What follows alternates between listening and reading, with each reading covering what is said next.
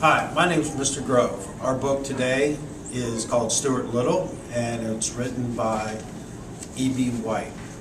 I'll be reading Chapter 9, The Automobile. For 3 days, everybody hunted all over the house for Margalo without finding so much as a feather. "I guess she had spring fever," said George. "A normal bird doesn't stay inside this kind of weather." "Perhaps she has a husband somewhere and has gone to meet him," suggested Mr. Little. "She has not," sobbed Stuart bitterly. "That's just a lot of nonsense." "How do you know?" asked George. "Because I asked her one time," cried Stuart. "She told me she was a single bird." Everybody questioned Snowbell closely, but the cat insisted he knew nothing about Margalo's disappearance. "I don't see why you have to make a pariah out of me just because that disagreeable little chippy flew the coop," said Snowbell. Stuart was heartbroken. He had no appetite, refused food, and lost weight. Finally, he decided that he would run away from home without telling anybody and go out in the world and look for Margalo. "While I'm out and about it, I might as well seek my fortune too," he thought. Before daybreak the next morning, he got as big as handkerchief and placed his toothbrush, his money, his soap, his comb, and a brush in a clean suit of underwear and his pocket compass. "I ought to take along something to remember my mother by," he thought. So he crept into his mother's bedroom where she was still asleep. He climbed up the lamp cord onto her bureau and pulled a strand of Mrs. Little's hair from her comb. He rolled the hair up neatly and laid it in the handkerchief with the other things.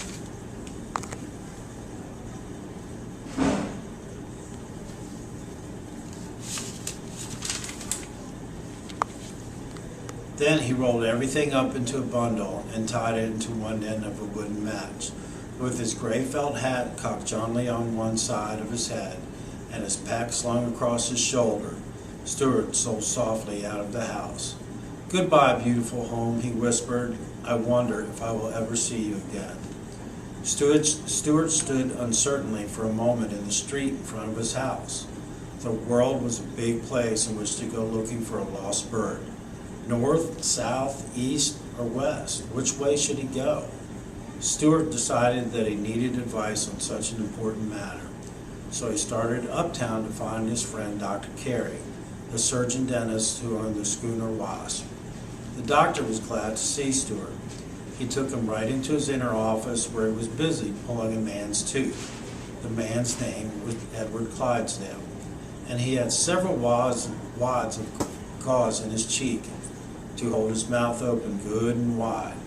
The tooth was a hard one to get out, and Doctor let Stuart sit on his instrument tray so they could talk during the operation. "This is my friend Stuart Little," he said to the man with the gauze in the cheek. "How are you, Stuart?" replied the man as best he could. "Very well, thank you," replied Stuart. "Well, what's on your mind, Stuart?" asked Dr. Carey, seizing hold of a man's tooth with a pair of pincers and giving a strong pull. "I ran away from home this morning," explained Stuart. "I'm going out in the world to seek my fortune and to look for a lost bird. Which direction do you think I should go?" Dr. Carey twisted the tooth a bit and rocked it back and forth. "What color is the bird?" he asked. "Brown," said Stuart. "Better go north," said Dr. Carey. "Don't you think so, Mr. Clydesdale?" "Ook in enkel ark," said Mr. Clydesdale. "What?" cried Stuart. Ook in enkel ark," said Mr. Clydesdale. "He says look in Central Park," explained Dr. Carey, tucking another big wad of gauze into Mr. Clydesdale's cheek. "And it's a good suggestion. Oftentimes people with decayed teeth have sound ideas. Central Park is a favorite place for birds in the spring." Mr. Clydesdale was nodding his head vigorously and seemed about to speak again. "If you ook a bird in Central Park, aka u even Artward Railway and ook in Connecticut." "What?" cried Stuart, delighted at this new kind of talk. "What say, Mr. Clydesdale?"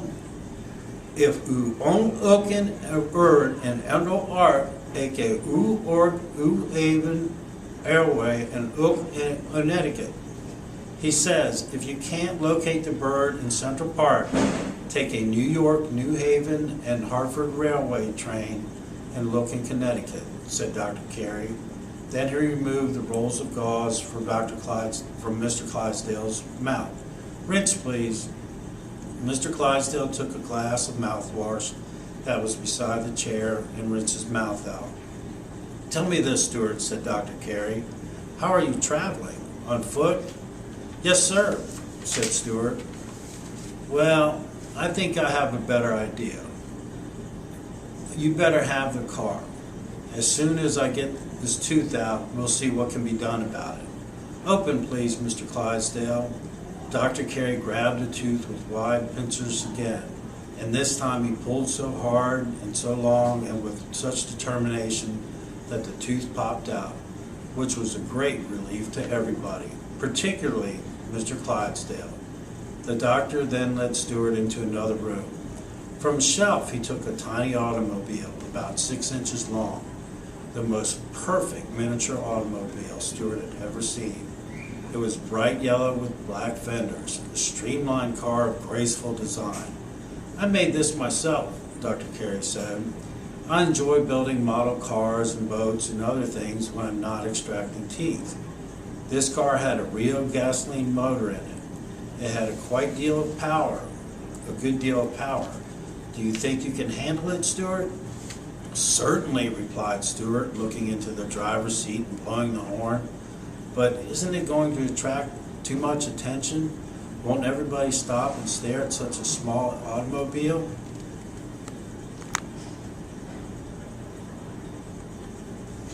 They could if they could see you, replied Dr. Carey, but nobody will be able to see you or the car. Why not? Asked Stuart.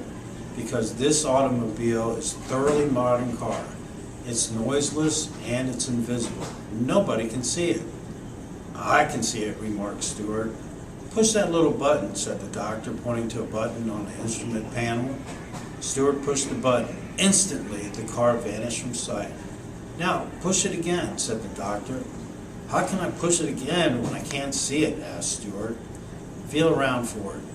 So Stuart felt around until his hand came into contact with the button. Seemed like the same button, and Stuart pushed it. He heard a slight grinding noise and felt something slip out from under his hand. Hey, watch out, yelled Dr. Carey. You pushed the starter button. She's off. There she goes. Away. She's loose in the room. Now we'll never catch her. He grabbed Stuart up and placed him on a table where he wouldn't be hit by the runaway car.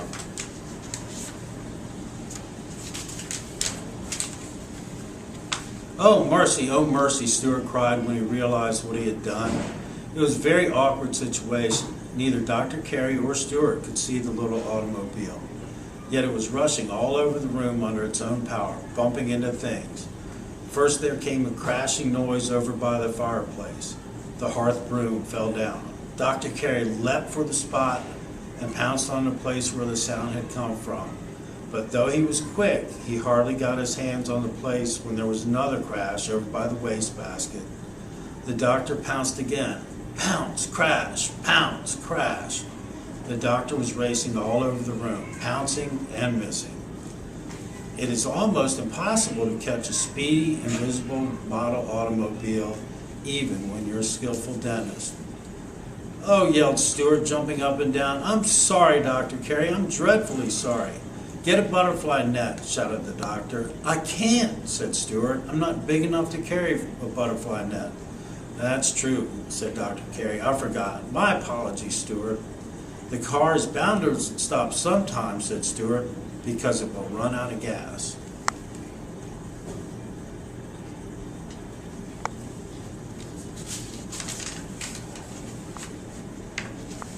That's true, too, said the doctor. And so he and Stuart sat down and waited patiently until they no longer heard any crashing sounds in the room. Then the doctor got down on his hands and knees and crawled cautiously all over, feeling here and there until at last he found the car. It was in the fireplace, buried up to his hubs in wood ashes. The doctor pressed the proper button, and there it stood in plain sight again. Its front fenders were crumpled, its radiator leaking, its headlights broken, and its windshield shattered, and its right rear tire was punctured. It had quite a bit of yellow paint scratched off the hood as well. "What a mess," groaned the doctor. "Stuart, I hope this will be a lesson to you. Never push a button on an automobile unless you are sure what you are doing." "Yes, sir," answered Stuart, his eyes filled up with tears, each tear being smaller than a drop of dew. It had been an unhappy morning, and Stuart was already homesick. He was sure he was never going to see Margalo again.